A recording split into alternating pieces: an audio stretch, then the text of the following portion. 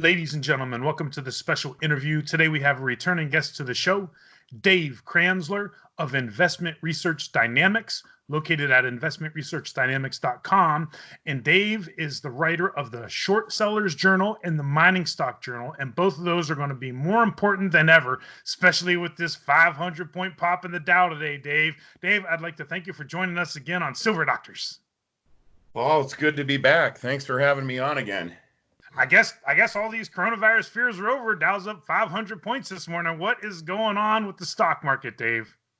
I mean, clearly, the Fed and China have found a stock market vaccine for coronavirus. So, the market was down 600 points on Friday, and it looked like Armageddon was setting in, and all of a sudden we're up between yesterday and today, well over 600 points. So, it's the coronavirus scare is nothing but roadkill in the rearview mirror of the stock market.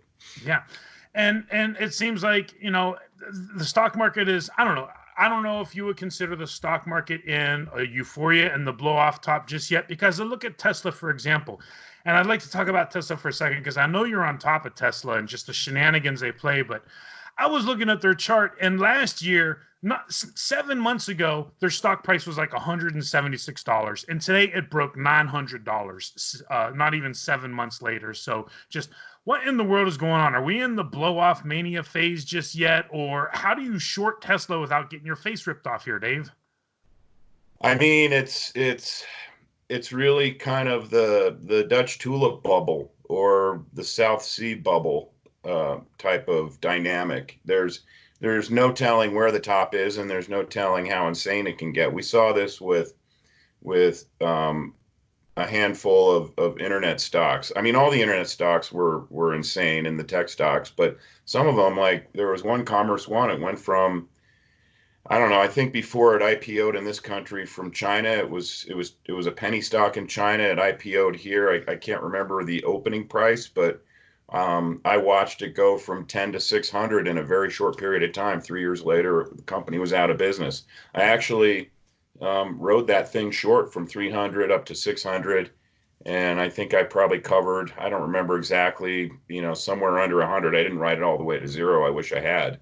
So, I mean, if people really want to try and understand what's going on, just go to Wikipedia and search on tulip mania, and there's a section in there that describes a book written by Charles Mackay, and he talks about the madness of the crowds and the type of insanity that causes these bubbles, and he's got a whole chapter on Dutch tulip mania.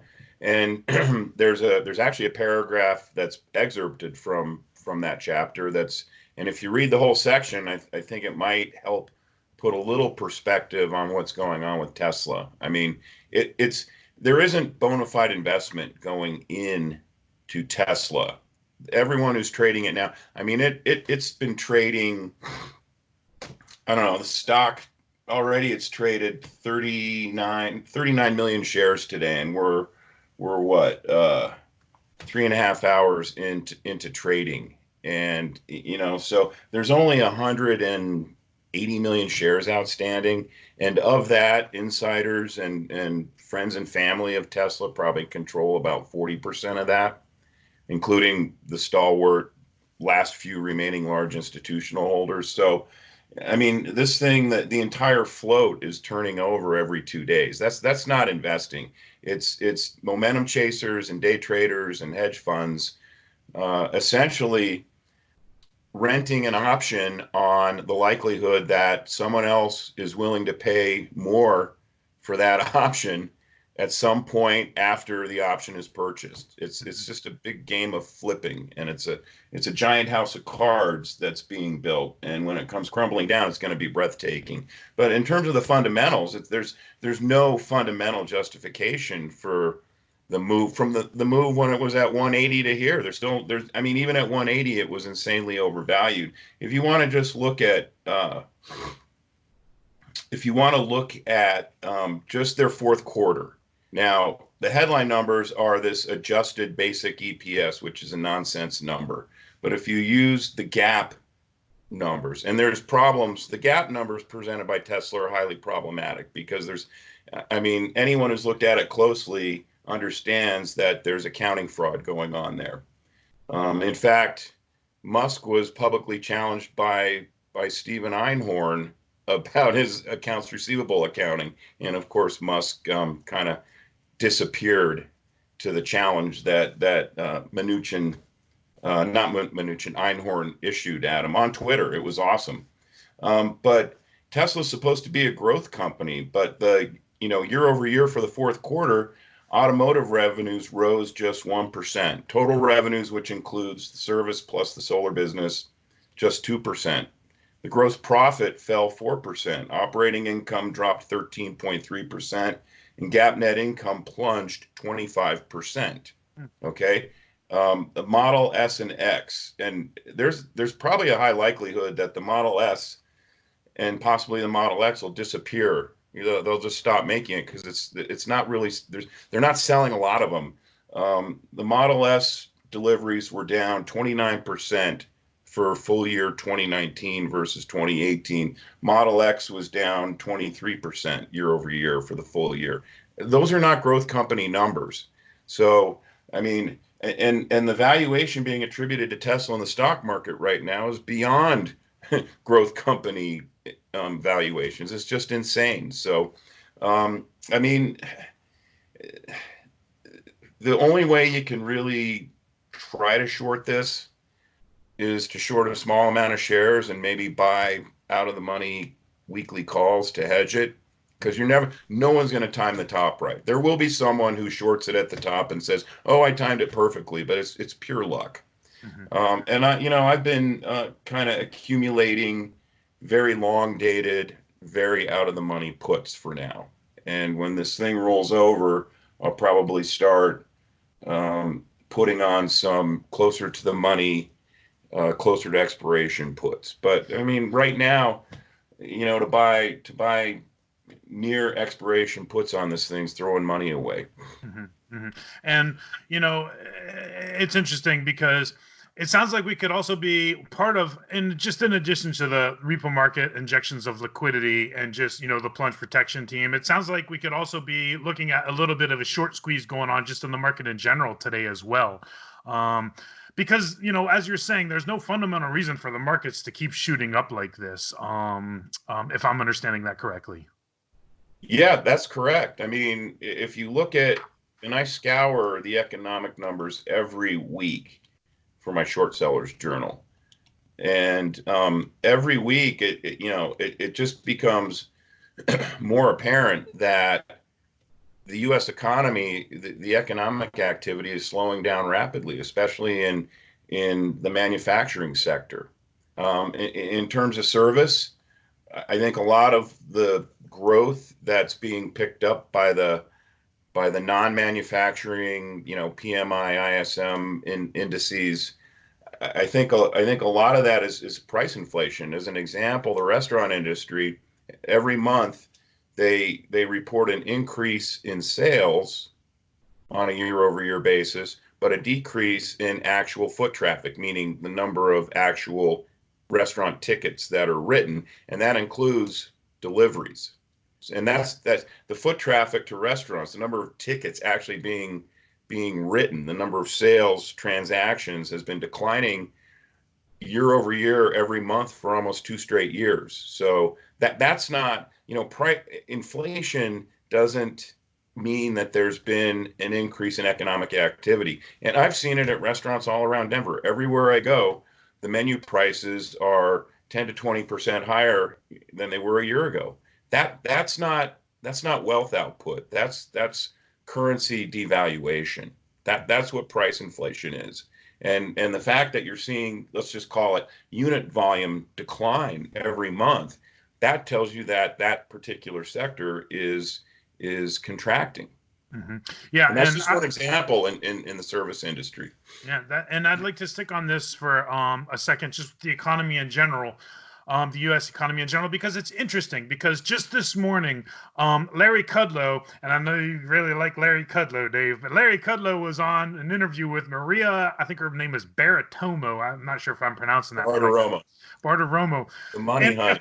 couple things that he said today, because I also want to talk about just your thoughts on the Wuhan virus, because he was on with her today, and a couple of the things that he said was he said, at most this virus could possibly affect a 0.2 tenths of 1% hit to GDP in the first quarter, possibly in the second quarter. He doesn't really expect any kind of negative economic consequences lasting beyond 6 months, although it might hurt exports a little bit. But he said, but in general, it's not going to do anything to slow down the booming blue collar economy. And that's exactly what he said. So just your thoughts in general. Do we have a booming economy? And now that this Wuhan virus is out there, is that even something to be concerned about? Is it something that could push the economy into recession, or should we just not even be concerned about that at all? What are your thoughts on that, Dave? I mean, for most of the households in this country, the economy is already in a recession. You can't look at the GDP number and say, "Oh, we had 2% growth, on an annualized basis last quarter," and say that that represents economic growth. It doesn't. The GDP calculation isn't configured to measure true wealth output. First of all, it's a nominal number. It doesn't include inflation. If you strip out there's a GDP deflator applied, but does anyone out there truly believe that inflation is 2%? It's not 2%. I'm sorry. Okay, so if you just use a real GDP deflator, okay, so John Williams is estimating inflation's running about 6% right now. The GDP would go down. That headline number would show a decrease. Okay, and you're seeing that in the household numbers. I mean, 33% of all households have to use a credit card to make ends meet every month. So in other words, that means that their expenses are rising more quickly than their income. Okay, I just saw a poll that was done, and this poll was taken by some online banking outfit. I forget the name of it, and the poll period was in November. 45% of all the respondents said they do not have a dime in savings. Now, if this was a booming blue collar economy, that number wouldn't even be half of that, right? Because people would be earning money. They're not earning money. They're making ends meet by taking on credit, auto credit, credit card debt, and mortgage debt's increasing rapidly because we're back to the days when you can basically buy a house with no money down for the most part. Okay. And are you seeing bubble mania still in Denver with the housing market, or what are you seeing as you're driving around in Denver? I mean, it's hard to say. I moved outside of central Denver, so I don't I don't travel through my old neighborhoods where I would drive around to try and get a feel for the market. I mean, if you go by the sales number, that's a national number. Existing sales have been declining. They're blaming it on a lack of inventory, but that's nonsense because home builders are sitting on plenty of inventory. New home sales, that monthly number is absurd. It gets revised one way or the other, an extreme amount. I mean, the Census Bureau's data collection is abominable on that, and they don't include cancellations. So I don't know if we're going to have a good feel for what's really going on in the housing market maybe until this summer. Mm-hmm, mm-hmm. So what I would say is that the Census Bureau's new home sales number popped above 700,000 at an annual run rate, and that number has been revised down every month for the last 4 months. And then the latest number just reported for December, it came down under 700,000 on a seasonally adjusted annualized rate basis. So I mean, my view is that when you look at the household numbers, I think the population of households that can actually afford to buy a home, whether it's a used home for sale or a new home, I think that population of potential buyers is diminishing very quickly. And you're seeing that as evidence. You're seeing that because the housing finance regulators are now about ready to pass legislation that makes it even easier to get a mortgage. So, And you know, then if they really believe that inventories are too low, why are they making it easier to borrow more money to buy a home? mhm, mhm. And are they going to roll out 50 and 100-year mortgages to keep this thing going? Man, I have no idea. It would I not don't know surprise who me would, if they did. I don't The know who the would invest in one of those. the U.S. government's rolling out, and that just I just thought about that off the top of my head. I remembered that tomorrow we're going to get details on this brand new 20-year bond that the U.S. government's going to be unrolling. So it's just borrow as far as the households, the government, everybody's just borrowing up to the hilts, and they're trying to keep it going for as long as it can. It seems. Um, Dave, switching here to the metals, you know, um, everybody was looking for a waterfall plummet in gold and silver, and then Iran happened, and we were on the brink of World War III, and open interest didn't really get down to what people would consider an acceptable level. And then the Wuhan coronavirus happened after World War III was averted. So, could you share a little bit of your outlook for gold and silver? What are your thoughts when you're looking at gold and silver here in early February 2020?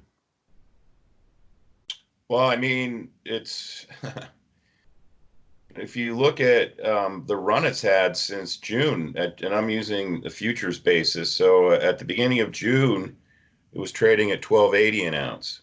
Okay, and it's hit 1600 a couple times just in the last month, and it hasn't held that level. It's pulled back, but you're at today we're at 1557. So it's up what, almost 20% since June.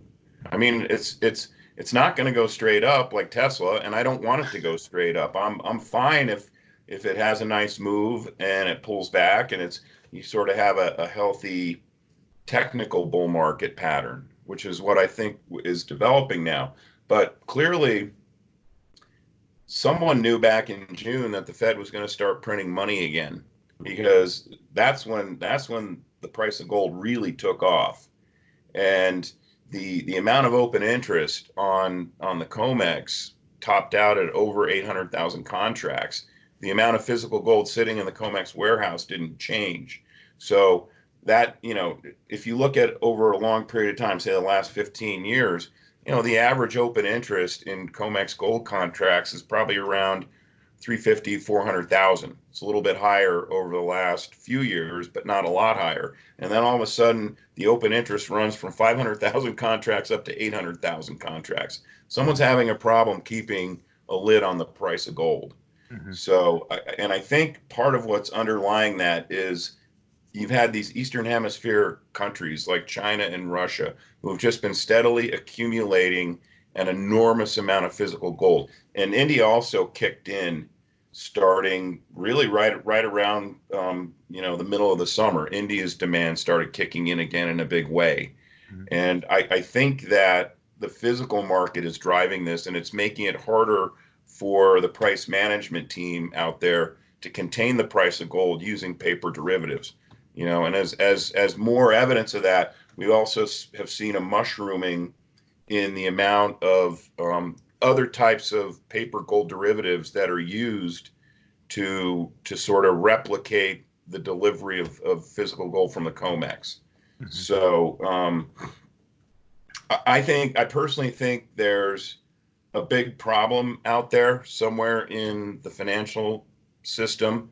I think the Fed knows that. I think the Fed is scared. I don't know if they have been able to identify the source of it. I don't know if they will. I mean, clearly they didn't see what happened in 2008 coming, even though the Bear Stearns blow up and bankruptcy certainly should have been warning tremors. So, and I think that's why the Fed started throwing a lot of money into the financial system. I mean, it's been over 400 billion since the middle of September.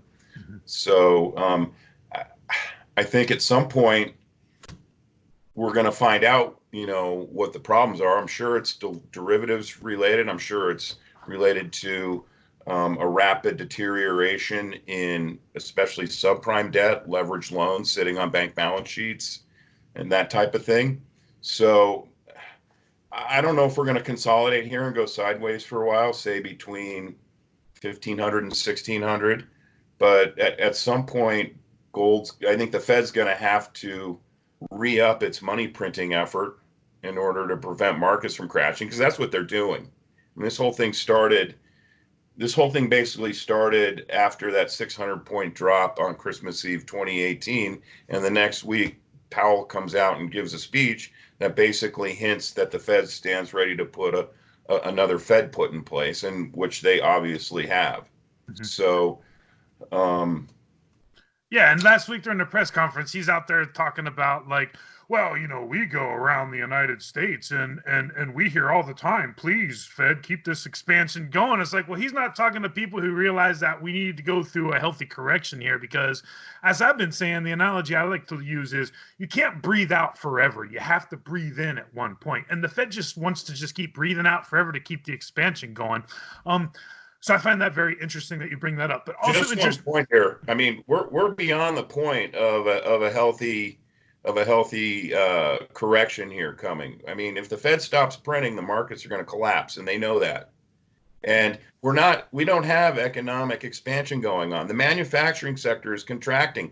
All of the indices, all of the manufacturing and factory output industries show that. The Cass Freight Transportation Index shows that. I mean, it's been going down every month straight for a year now. Mhm. You know, if products, if manufactured products, intermediate goods, raw goods, primary products, end user products, if they're not being transported, that's because there's not demand for it. All right. And that's not how you define a booming blue collar economy. And the only thing keeping the housing market and auto sales going right now is easy access to capital. I mean, the average car loan now is something like $35,000. Think about that. I mean, people are basically spending their monthly payment on rent or mortgage and a car payment and food, and that's it. There's no room for economic expansion in that equation. Mhm. Those are some very interesting points there. And then sticking just one more second onto the gold, because you had said you think physical gold's driving the market. And one thing I've been thinking about, I wanted to get your thoughts on this is, a couple weeks ago, we've been talking about this Wuhan coronavirus for a while. And a couple weeks ago, the mainstream media was coming out saying, well, this is going to really hurt demand in China because they're canceling all their lunar celebrations. But I'm thinking, but the Chinese are savers. So if they're not spending their discretionary income, once this kind of wanes down, assuming it wanes down, wouldn't they look to save some of that money in actual metal so it could actually increase demand after we get through this initial quarantine and all this and all that going on? Did you have any thoughts to add on that or anything you're seeing in the mainstream media as far as it comes to the way they're talking about gold in light of the coronavirus? I mean, honestly, because you had asked me about the coronavirus, I'm kind of I don't really have an opinion either way on what it is and what kind of economic damage it's going to take in the long run. I mean, obviously, China's been shutting down, sections of their country, shutting down, stores and things like that, and quarantining whole cities. I don't know how long that's going to last. I don't know. Again, I don't know why the coronavirus is bad versus any other flu virus. I just don't know the answers to those. So I'm trying to keep an open mind on it, and I don't really have an opinion either way. If you look at the trade deficit number that was just released, it showed that the trade deficit contracted, but a big part of that was because imports were down. Now imports are down because demand in this country for foreign imported goods is down. All right.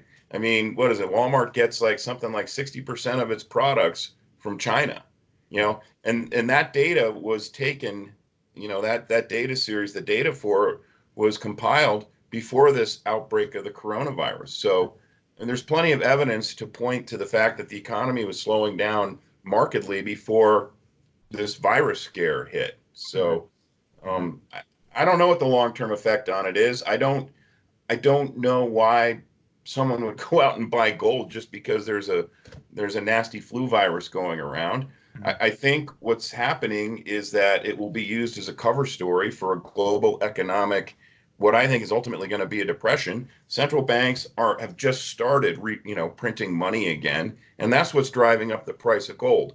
Now, in terms of the Chinese demand for gold, I see the data every day from the Shanghai Gold Exchange and what the premiums are over there, which supposedly tell you what the demand for gold is in China. But we don't know how much gold the PBOC is buying, because there's two ports of entry over there where they can bring gold into the country, and it doesn't get reported. And that was China's intent in opening up Beijing and Shanghai for importing gold, beyond Hong Kong. And the People's Bank of China is the only entity in China that doesn't have to source its gold from the Shanghai Gold Exchange. It operates the Shanghai Gold Exchange. So whatever the People's Bank of China is buying in terms of quantities of gold, we don't know. No one knows. And people who, talk about China's gold import data, like that's the number that you see every day in the media. That's not the number. We don't know. And Russia's been accumulating gold steadily for, several years. And there's been some other countries that have started to buy a lot of gold. Turkey, for instance. There's some other kind of ex-Russian satellite countries that have been loading up on gold. And a lot of these countries are having that, they don't want to hold that gold in London vaults. They demand that it be delivered from London to their respective central banks. So that's why I think the physical market is what's pushing this up. And then all of a sudden, India jumps into the foray by mid-July. And yeah, with the latest run up, supposedly triggered by the coronavirus scare, India was quiet for a few days, but they were back last night from the data that I see every day, buying hand over fist. Very interesting. And you had brought up trade, and that trade was slowing anyway. Just what are your thoughts on the trade deals? Because it's being portrayed that we're actually making some progress. Is it still kabuki theater, Dave?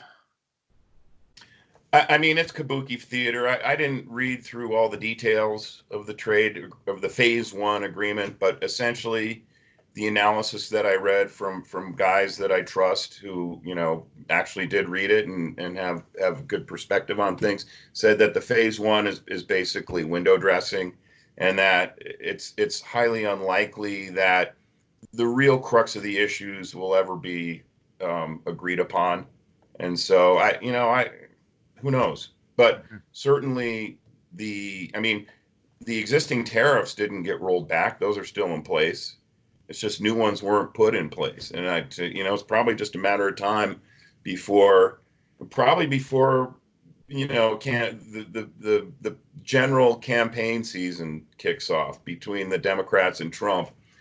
Trump's probably going to come out again and start bullying China with tariff threats, because he's going to need some sort of deflection to explain why the economy continues to deteriorate and households are going bankrupt and corporations aren't making money, et cetera. Very interesting. And then just wrapping it up here, Dave, just as we get through this coronavirus scare, because we've been talking about it pretty much every time we stream live over on Silver Doctors Live, but it sounds like it's still not just completely out there just yet. And I guess I've been focusing on it so much because I used to actually work on the National HIV and STD hotline. So I'm very familiar with like pandemic scares and things of this nature. But just in general, what is going to be on your radar in the markets and the economy as we start to move into spring here, Dave? I mean, are you looking for a black swan, or are you just kind of on the sidelines seeing what happens as the markets go parabolic? Well, if I look for a black swan and I see one, doesn't that mean definitionally it's not a black swan? Yeah, I think something could come out of left field that no one's anticipating,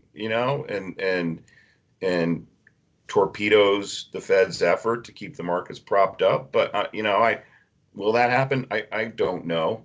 Am I afraid of the coronavirus? No, I don't care. I don't care about the coronavirus right now. It's, I don't think I'm going to be making a trip to Wuhan, but am I worried about catching it in this country? No. In fact, what I thought would have been a good idea is just go out and buy a bunch of those, those masks that you put over your face and coronavirus defense and slap them on eBay and mark them up 3 times and start selling them on eBay. But Yeah, I um, remember you telling the story about how you were selling Silver Eagles in 2008 for like 4 times the price of silver or something like that. That's a well, good not four idea. times. I was selling them. Well, that was the market back then, a $4 premium on a 8 ounce on an $8 ounce of silver because there was a silver shortage back then. And we'll probably see that again. I don't know when. I don't want to put a time frame on it, but I think we will start to see shortages develop eventually in the gold and silver market.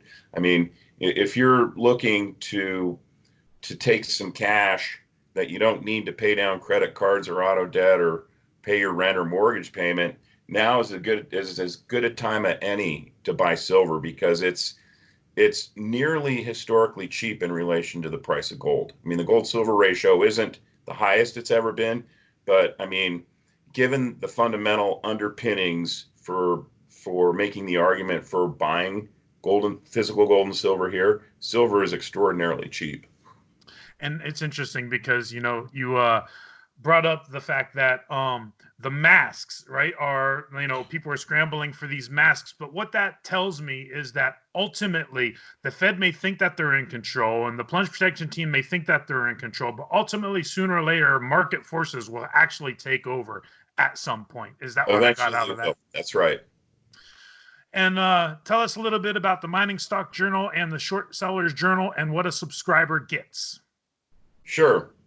There's links to more information on either subscription at investmentresearchdynamics.com. Short Sellers Journal is a weekly newsletter I send out every Sunday, sometimes a little maybe on Saturday if I get it finished, and I review economic data and what I think it means, and then I talk about the short ideas that I like. A lot of the short ideas that I present, I actually um, short those stocks or buy puts on those stocks. And the Mining Stock Journal is every other Thursday. I release it. And again, I start off with a little bit of color on the gold market and then review any kind of updates on the companies I cover. I spent over an hour with a CEO of a company I cover just yesterday.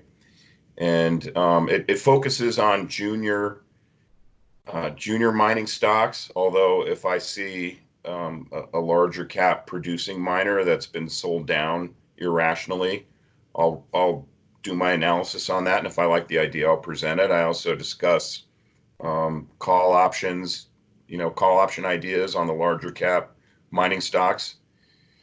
But I would say most of the stocks that I like to spend time with, and I like to analyze and get to know the management or stocks that are, trade under 50 cents and have 5 to 10 times appreciation potential. Dave Kranzler, I'd like to thank you for joining us again on Silver Doctors. Thanks for having me again, Paul. I appreciate it.